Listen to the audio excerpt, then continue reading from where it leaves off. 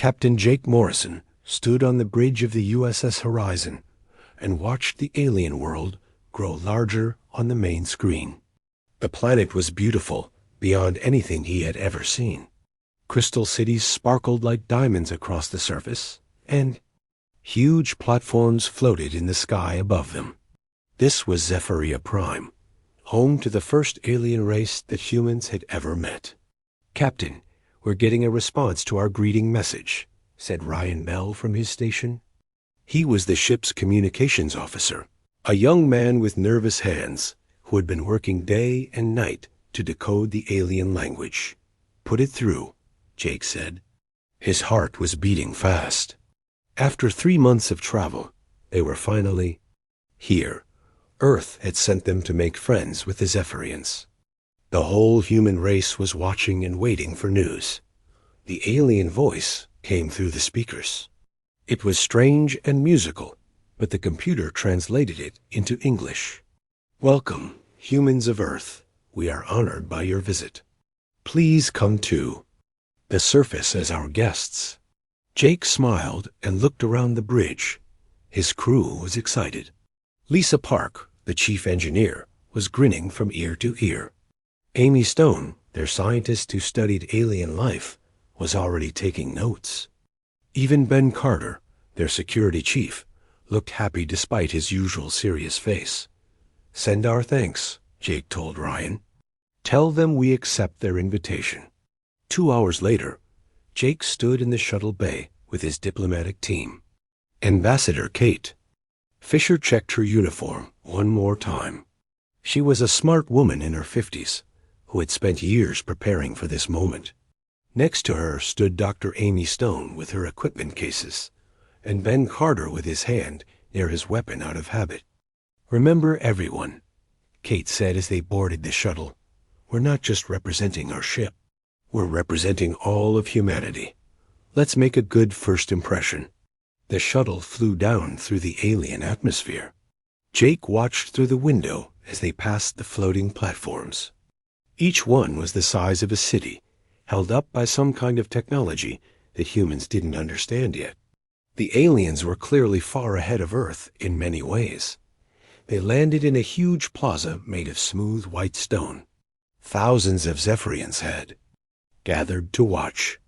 Jake got his first close look at them as he stepped off the shuttle. They were tall, maybe 7 feet, with skin that changed colors like oil on water.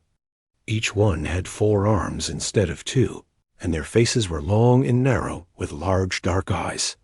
A group of important-looking Zephyrians walked forward. The one in front wore robes covered in golden symbols. When he spoke, his voice was deep and commanding. "I am High Chancellor Vex of the Zephyrian Empire," the computer translated. "We welcome you to our world. Your species is young, but you have traveled far to reach us. This shows courage." Kate stepped forward and bowed slightly. "Thank you, High Chancellor. I am Ambassador Kate Fisher, representing the United Earth Government. We come in peace, hoping to learn from each other and build friendship between our peoples."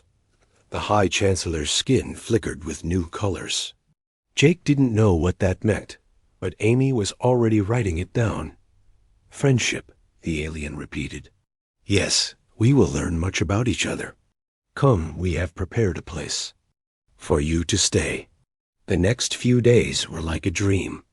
The Zephyrians showed them incredible technology.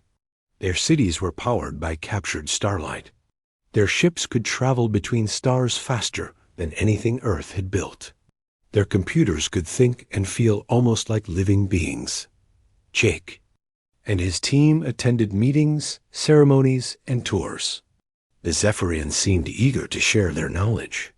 They asked many questions about Earth, about human history, about how their governments worked. Kate answered everything openly. After all, they had come here to build trust. "They're so advanced," Amy said one evening as the team ate dinner in their guest quarters. "Their medicine could cure diseases we've never solved. Their energy systems could end poverty on Earth. They seem peaceful, too," Kate added. "No weapons that I've seen. No military displays. Maybe we found a species that really has moved past war. Ben Carter shook his head. I don't like it. Something feels wrong. Why do they keep asking about our military? About how many ships we have? They're just curious, Jake said. If aliens came to Earth, we'd ask the same questions. But Ben wasn't convinced. Captain, I've been a soldier for 20 years. I know when someone is gathering intelligence. These aren't just friendly questions. Jake wanted to dismiss Ben's worries, but the security chief had good instincts. Still, what could they do? Earth had sent them here to make peace, not to start a war with the first aliens they met. On the 5th day, High Chancellor Vex invited them to a special ceremony. Today we will sign an agreement between our peoples, he announced. The beginning of a new age for both our species. The ceremony was held in the largest building Jake had ever seen. Thousands of Zephyrians filled the hall, their skin glowing with excitement. Kate signed the agreement with a smile, believing she had just secured humanity's future among the stars. Jake felt proud as he watched her write her name. They had done it. Humanity was no longer alone in the universe. They had found friends among the stars. He had no way of knowing that the agreement Kate signed was meaningless to the Zephyrians. While the humans celebrated friendship, Zephyrian military leaders were already preparing their fleets. They had learned everything they needed to know about human defenses, human technology, and human weaknesses. The Zephyrians believed that strength came from conquest. They saw human eagerness for peace as proof that humans were weak. The diplomats smiled and spoke of friendship, but their generals saw only an easy target. 3 days later, Jake was awakened by alarms screaming through the USS Horizon. He ran to the bridge in his sleep clothes to find chaos. The main screen showed dozens of huge alien warships surrounding his vessel. Captain, Ryan shouted, we're getting reports from the outer colonies. They're under attack. The Zephyrians are bombing civilian targets. Jake stared at the screen in shock. This couldn't be happening. They had signed a peace treaty. They were supposed to be friends. Sir, Ben Carter's voice was grim. I'm reading weapon locks on our position. They mean to destroy us. The beautiful crystal cities of Zephyria Prime still sparkled below them, but now Jake saw them differently. This wasn't a world of peaceful scientists and philosophers. This was the heart of an empire that had just declared war on humanity. And the worst part was that humans had given them everything they needed to win. The emergency meeting room in the White House was filled with worried faces. President Helen Brooks sat at the head of the long table, looking at reports that made her stomach turn. Admiral Paul Turner spread out star charts, showing red marks where human colonies had been attacked. How many are dead? The president asked quietly. New California is gone completely, Admiral Turner said. 2 million people. The colony on Kepler 186F was bombed from orbit. We lost contact with the mining station at Wolf 359 6 hours ago. Dr. Nathan Cross, a thin man who studied military history, cleared his throat. Madam President, I need to explain something about how the Zephyrians think. Our intelligence shows they believe in something they call strength hierarchy. They think the strong should rule the weak. When we came to them asking for peace, they saw us as weak.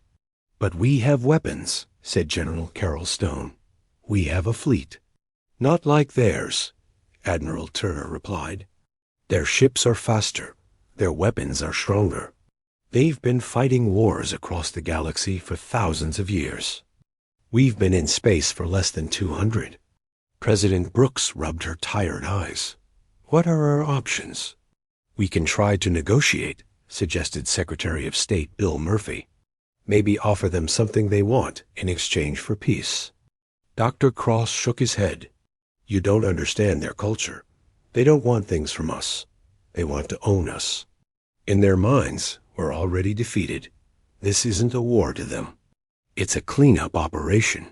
Meanwhile, on the frontier world of New Montana, Maria Santos was learning the same harsh truth. She stood on the steps of the colony town hall, watching alien ships land in the distance. Black smoke rose from the spaceport where the first bombs had fallen. "Listen, everyone," she called to the crowd of scared colonists. "The Zephyrians think they can just walk in and take our home. They think we're weak farmers who will surrender without a fight." "We are farmers," said old Pete Wilson. "What can we do against alien warships?" Maria smiled grimly. "My grandfather fought in the Earth Wars. He taught me something important. You don't beat a stronger enemy by fighting them the way they want to fight. You make them fight your way." In the distance, the first Zephyrian ground troops were marching toward town. They moved in perfect formation, their 4 arms carrying advanced weapons. They expected the humans to either run away or surrender immediately.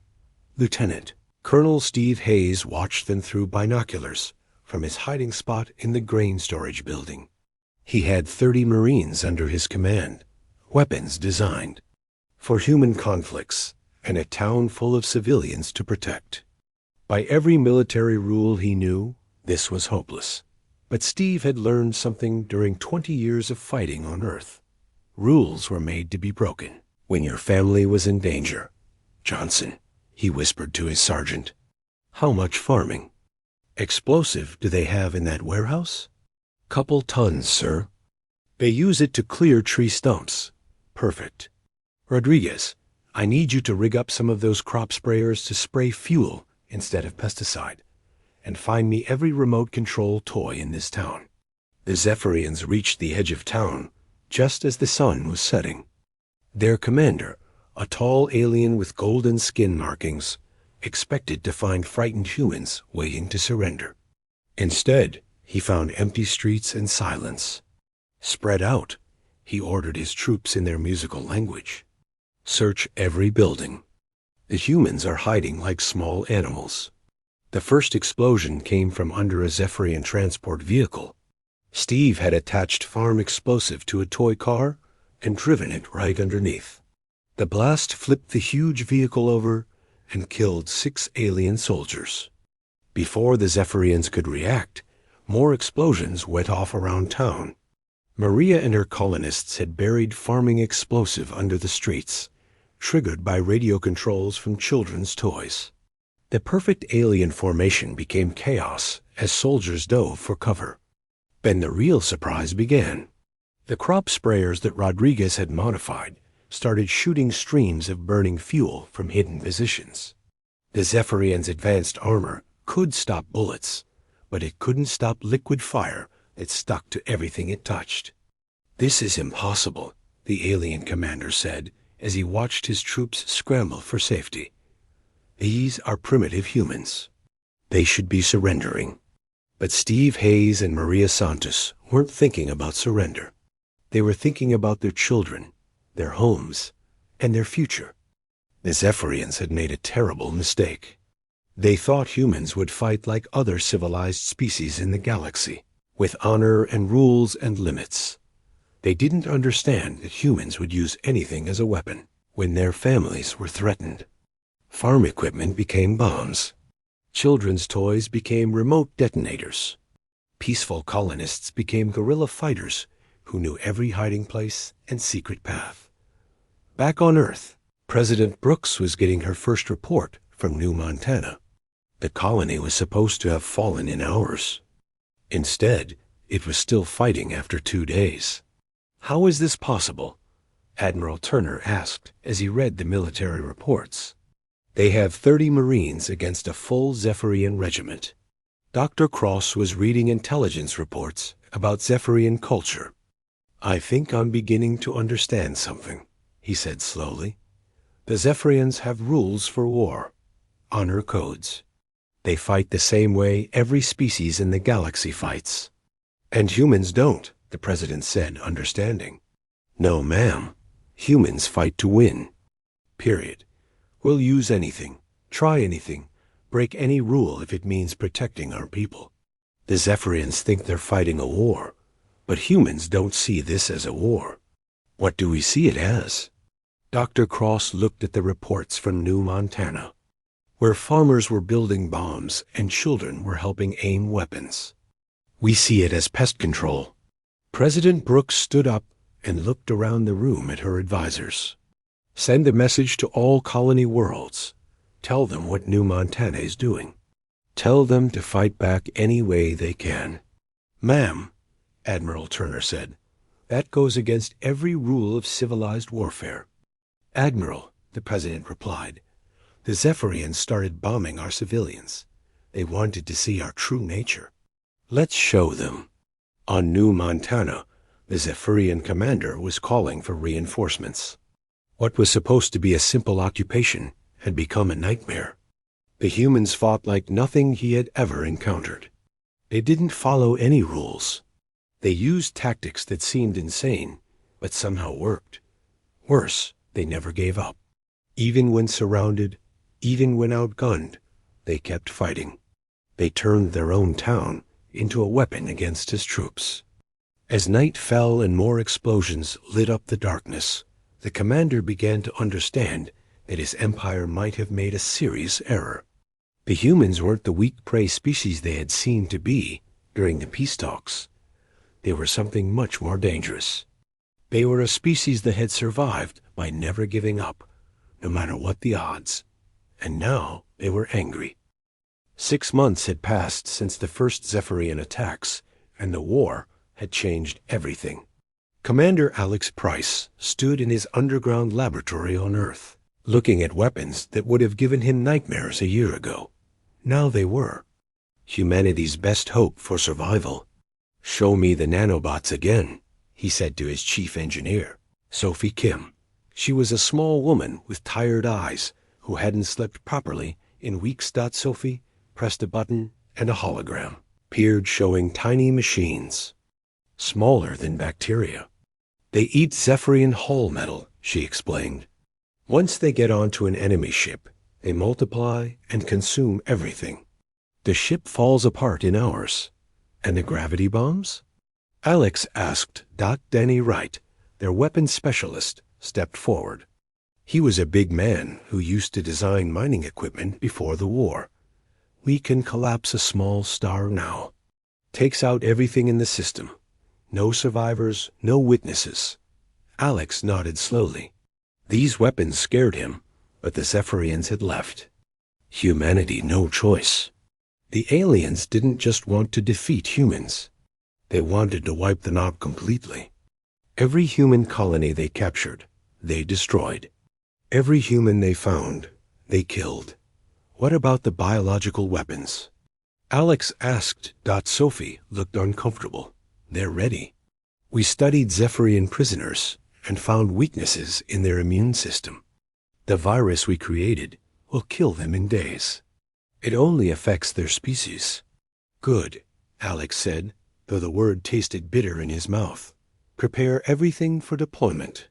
It's time to show the Zephyrians what humans do to threats that won't. Go away. Meanwhile, on the diplomatic space station Harmony, Ambassador Julie Reed was meeting with representatives from other alien species.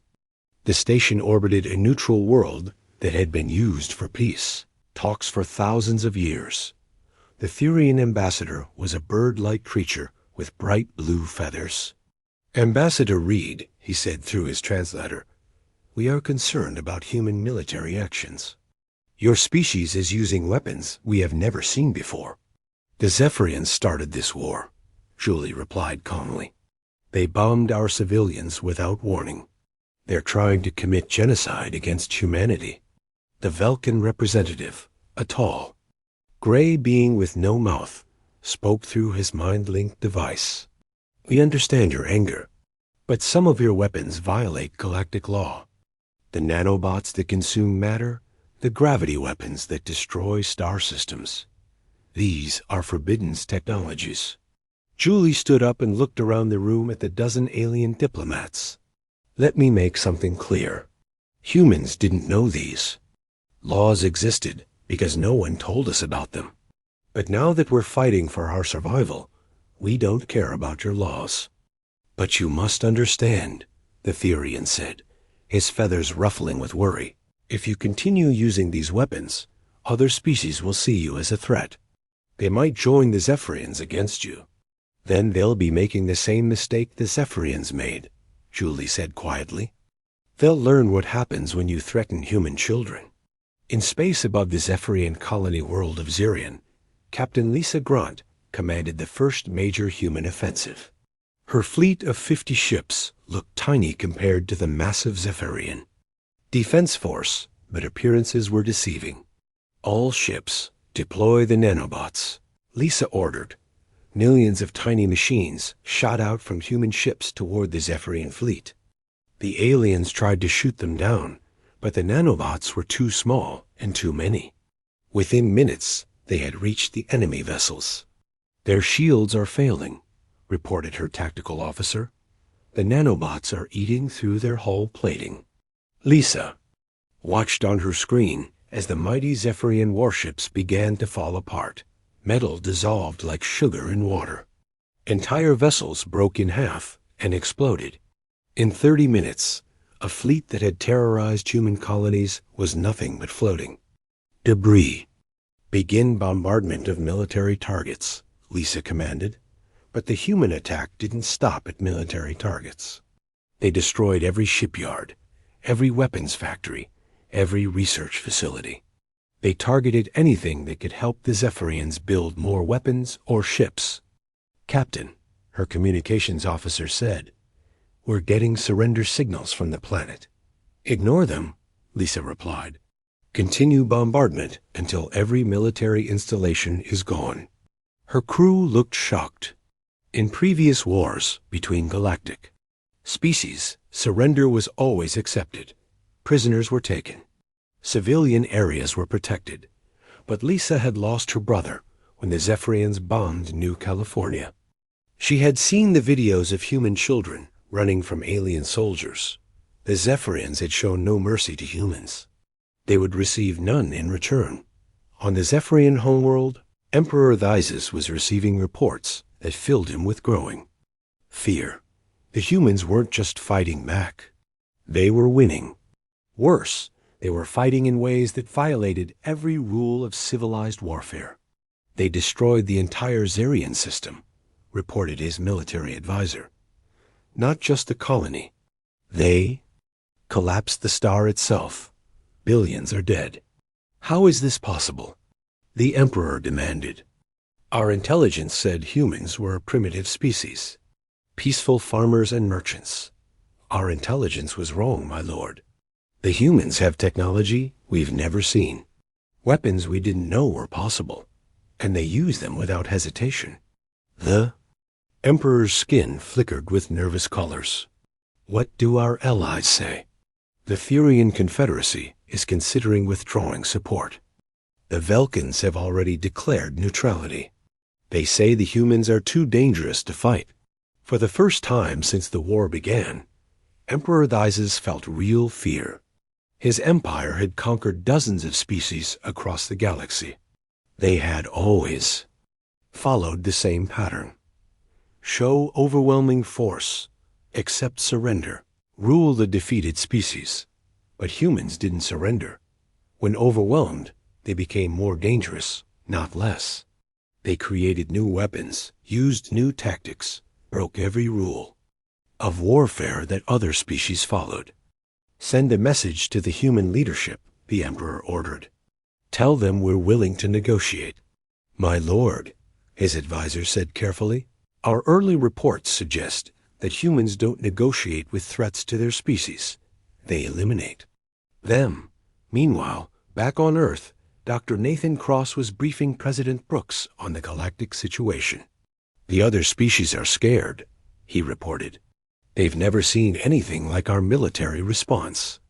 Are they joining the Zephyrians against us? No, ma'am. They're staying neutral, but they're also preparing their defenses. They think we might attack them next. President Brooks considered this. Are they right to be afraid? Dr. Cross looked at the reports of human weapons and tactics. Nanobots that consumed entire fleets. gravity bombs that destroyed star systems. Biological weapons designed to kill specific species. Humans had created horrors that no other galactic civilization had ever imagined. "Yes, ma'am," he said honestly. "If I were them, I'd be terrified of us. We've shown the galaxy something it's never seen before. A species that will do absolutely anything to protect itself." "Good," the president said.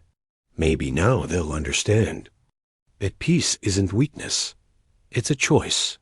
And when someone tries to take that choice away from us, we become something they really don't want to meet."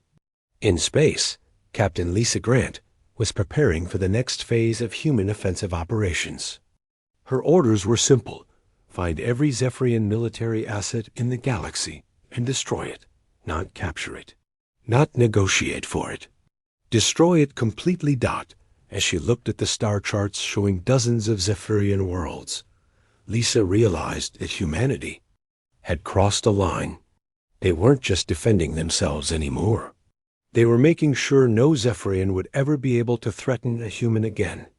The galaxy was about to learn what happened when a peaceful species decided that peace was no longer possible. The news hit Earth like a thunderbolt. Admiral Paul Turner stood in the command center, staring at the message that had just arrived from the outer colonies. His hands were shaking as he read it again. "New Eden is gone," he announced to the room. "Full of military officers. 2 million civilians. The Zephyrians used a planet-killer weapon. The entire world is now a ball of molten rock." The room fell silent. New Eden had been humanity's most peaceful colony. It was home to farmers, teachers, and artists. There were no military bases there, no weapons factories, just families trying to build a better life among the stars. General Robert Stone, chairman of the Joint Chiefs, stood up slowly. He was an old soldier who had seen many wars, but nothing had prepared him for this. "Contact the president," he said quietly. "Tell her it's time for Protocol Omega." Protocol Omega was humanity's deepest secret. It was a plan so terrible that only 5 people on Earth knew it existed. It was designed for only one situation. When the human species faced complete extinction. President Helen Brooks read the authorization codes with steady hands, though her heart was breaking. New Eden had been her daughter's favorite colony. The young woman had planned to move there after college to work in the agricultural research stations. "Are you certain this is necessary?" she asked General Stone. "Ma'am, the Zephyrians just murdered 2 million civilians to send us a message. They want us to know that surrender is our only option. But they're wrong. We have another option." The president signed the document. "Do it, but God help us all for what we're about to become." In a secret laboratory beneath the Rocky Mountains, Dr. Michelle Brown received the activation order for Project Darwin. She had been working on genetic enhancement for human soldiers, but the project had been stopped because it was considered too dangerous. Now there was no choice. "Wake up the volunteers," she told her assistant. "It's time to see if we can make humans into something even more dangerous than they already are." The first volunteer was Colonel Mike Thompson, a Marine who had lost his entire unit to Zephyrian forces. The genetic modifications would change his body in ways that couldn't be undone. His bones would become stronger than steel. His muscles would be powered by artificial cells that never got tired. His brain would be connected to computer systems that could process information faster than any human had ever thought. "Will it hurt?" Mike asked as he lay on the medical table. "Yes," Dr. Brown said honestly. "But when it's over, you'll be able to fight anywhere, against anything. You'll be a weapon designed specifically to hunt Zephyrians." "Then let's do it," Mike said, for New Eden. Meanwhile, civilian scientist Karen White was putting the finishing touches on humanity's newest secret weapon. The Prometheus drive wasn't just a new engine for spaceships. It was a way to turn any vessel into a weapon that could destroy planets. How fast can it go? Asked Admiral Turner, who had come to inspect the project. Near light speed, Karen replied. When a ship traveling that fast hits a planet, it releases more energy than 100 nuclear bombs. Nothing can survive it. And the ship? The ship is destroyed too. It's a suicide weapon. But one ship can eliminate an entire world. Admiral. Turner nodded grimly. How many do we have? 50 ships are being fitted with the drive right now. All volunteers for the mission. They know they won't be coming home. In space above the Zephyrian military world of Kythera, the first enhanced human soldiers were preparing for their mission. Colonel Mike Thompson looked at his hands, which could now crush steel like paper. His team of 20 enhanced Marines was ready to do something no ordinary humans could survive. Remember, he told his soldiers as their ship approached the planet, we're not here to win territory. We're not here to take prisoners. We're here to make sure no Zephyrian military leader survives to organize resistance against humanity. The enhanced humans didn't need spacesuits or breathing equipment. Their modified bodies could survive in any environment. They didn't need heavy weapons because their bodies were weapons. They could move faster than Zephyrian eyes could track and hit harder than their armor could resist. The landing was silent.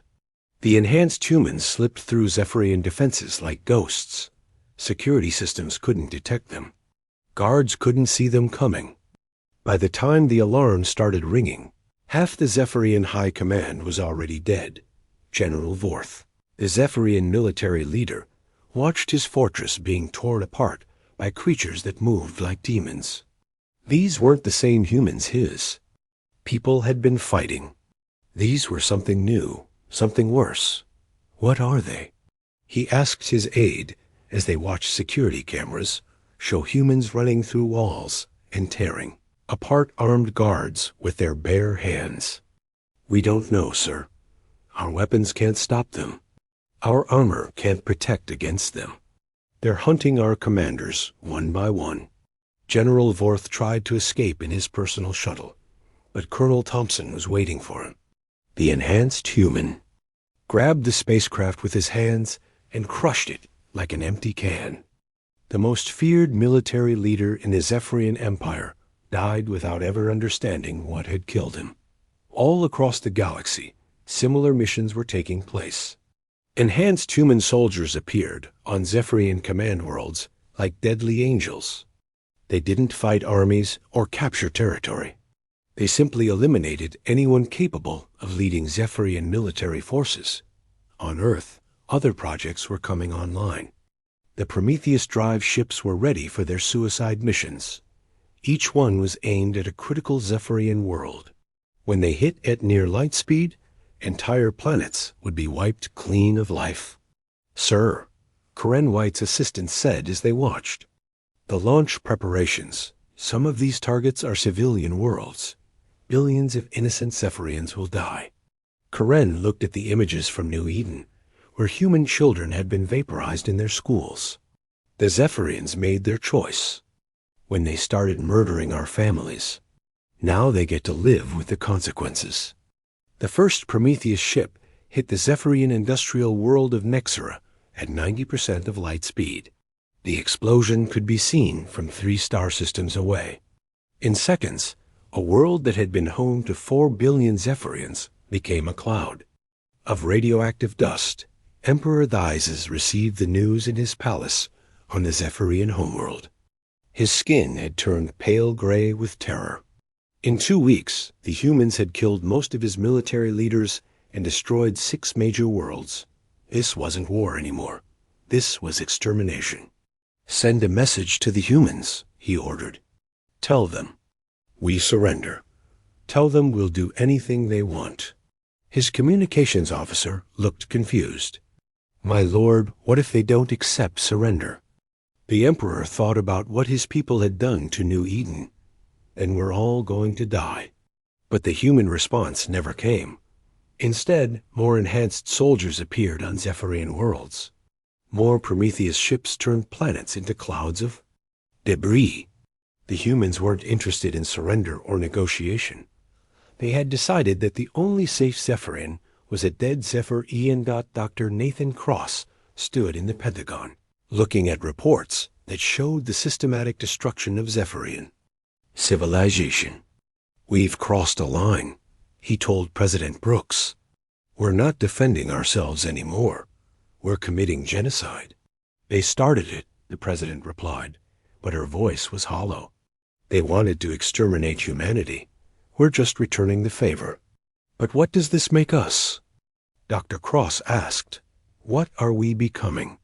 President Brooks looked out the window at the peaceful Earth sky. Somewhere up there, enhanced human soldiers were hunting alien commanders like animals.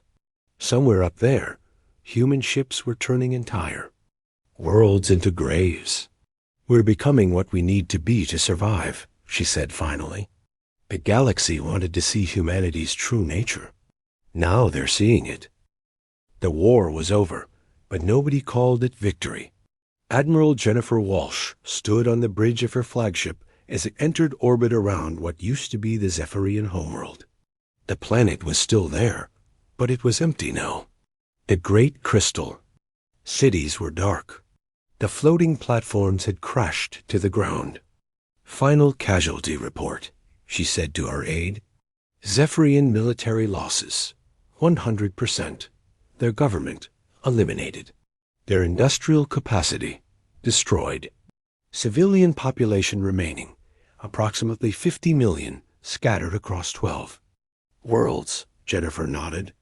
The Zephyrian Empire had once ruled 40 star systems and commanded fleets that could destroy suns. Now they were refugees hiding on backwater planets, too afraid to even send radio signals in case humans detected them. "Any sign of military reorganization?" "No, ma'am. Our enhanced soldiers eliminated every Zephyrian with military training or leadership experience. They couldn't organize a defense of a single building, much less rebuild their empire. It had taken 18 months. 18 months to reduce a galactic superpower to scattered groups of survivors. The humans hadn't just won the war. They had erased their enemy so completely that future generations would only know about Zephyrians from history books. On Earth, President Frank Miller addressed the United Nations and simultaneously broadcast to every alien government in the galaxy. He was a different man than the one who had taken office during peacetime. The war had aged him, hardened him, made him into something the galaxy had never seen before. "To the species of the galaxy," he began, his voice carrying across thousands of star systems. "Humanity sought peace. We came to the stars hoping to make friends, to learn, to grow together with other intelligent life. We were answered with genocide. In alien capitals across the galaxy, diplomats and leaders listened with growing fear. You have now seen what humans become when our families are threatened. We do not fight for territory or resources or glory. We fight to eliminate threats, completely, permanently, forever." The Therian ambassador to Earth, Ambassador Crix, watched the speech from his embassy. His blue feathers trembled as he realized what the president was really saying. This wasn't a victory speech. It was a warning. Any species that threatens humanity or our allies will face the same fate as the Zephyrians, President Miller continued. "We will not negotiate with those who murder our children. We will not show mercy to those who seek our destruction. We will erase them from existence." Dr. Patricia Lay, now director of the newly formed Department of Galactic Affairs, was working on humanity's new relationship with other species. The document she was writing would be known throughout the galaxy as the Human Doctrine. The rules were simple. Humanity would be the most generous friend any species could ask for. They would share technology, provide protection, offer trade agreements that benefited everyone. But any species that showed aggression toward humans or their allies would be destroyed without warning or negotiation. "It's not fair," complained her assistant. a young diplomat who had joined the department hoping to build bridges between species. Fair? Patricia looked up from her work. Was it fair when the Zephyrians vaporized 2 million civilians on New Eden? Was it fair when they tried to exterminate our entire species? But we've become the thing we were fighting against. We're the ones other species fear now. Patricia considered this. Good. Fear keeps people from making stupid decisions. The Zephyrians weren't afraid of us, so they attacked. Nobody will make that mistake again. Captain Jake Morrison, now promoted to Admiral, led the largest human fleet ever assembled as it established permanent bases throughout former Zephyrian territory. These weren't just military outposts. They were statements. Humanity was now a galactic superpower, and everyone needed to understand that. Sir, his communications officer reported, we're receiving diplomatic requests from 47 different species. They all want to establish formal relations with Earth. Jake smiled grimly. Before the war, humans had sent ambassadors to alien worlds begging for acceptance. Now those same aliens were lining up to win human approval. Any of them threaten us during the war? No, sir. They all remained neutral or offered support. Then we'll talk to them. But they come to us now, on our terms. In the enhanced soldier facility on Mars, Colonel Mike Thompson was training the next generation of human super soldiers. His body was no longer fully human, but his mind remembered what it felt like to be helpless against alien technology. Remember, he told the new recruits, we exist so that no human ever has to feel powerless again. The galaxy is full of species. That could threaten Earth. Our job is to make sure they never do. The recruits looked at their instructor with awe and fear. He could survive in space without a suit, lift vehicles with his bare hands, and move faster than their eyes could follow. He was what humanity had become when pushed too far. Will we ever be able to go back? Asked one young soldier. I mean, to being normal humans? Mike considered the question. No, but normal humans got their planets bombed and their children murdered. We made sure that will never happen again.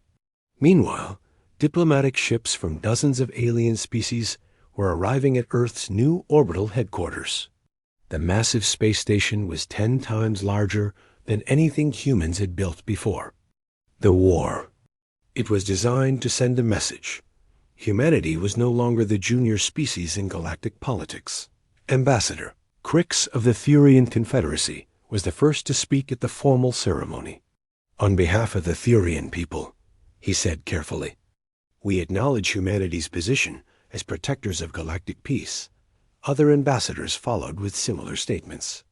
The Vulcans offered to share their medical technology. The Andromedans proposed joint exploration missions. The Centauri. Republic requested human protection from potential threats. They weren't negotiating as equals. They were acknowledging humanity as the apex predator of the galaxy. President Miller listened to each statement with the same expression he had worn throughout the war. Calm, calculating, and utterly without mercy for those who threatened his species. Humanity accepts your recognition, he replied when they were finished. We will protect those who stand with us. We will destroy those who stand against us. The choice belongs to each of you. Dr. Nathan Cross, now elderly and tired from years of war, sat in his office reading reports about the new galactic order. Humanity controlled more territory than the old Zephyrian Empire. Human technology was decades ahead of any other species. Human soldiers were literally superhuman, but the cost had been enormous. Humans had become something they never intended to be. They were no longer the curious, peaceful species that had first reached for the stars. They were the galaxy's enforcers, respected and feared in equal measure. Was it worth it? His assistant asked, looking at casualty reports from the war dot.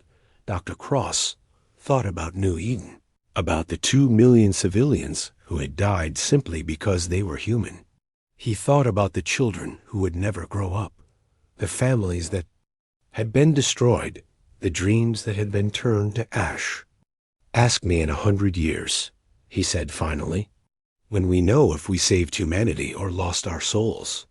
Admiral Jake Morrison stood on the observation deck of his flagship, looking out at the stars. Humanity now had permanent bases in 50 star systems. Enhanced soldiers patrolled the galaxy, hunting down any remaining threats. Prometheus drive ships waited in secret locations, ready to destroy entire worlds if necessary. The galaxy was safer now.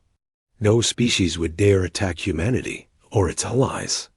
Children could grow up on human colonies without fear of alien invasion. Earth itself was protected by weapons that could vaporize entire fleets. But Jake remembered the man he had been before the war, the explorer who had dreamed of finding friends among the stars. That man was gone, replaced by someone who saw the galaxy as a collection of potential threats to be managed or eliminated. "Sir," his aide reported, "we're receiving a message from Earth. They want to know if we're ready to begin the next phase of expansion." Jake looked out at the endless stars, each one potentially hiding species that might someday threaten humanity. The war with the Zephyrians was over, but humanity's transformation was complete. They were no longer explorers or diplomats, Dot. They were the galaxy's immune system, designed to identify and eliminate threats to human survival. "Tell Earth we're ready," he said. "The galaxy wanted to see our true nature. Now they'll live with the consequences."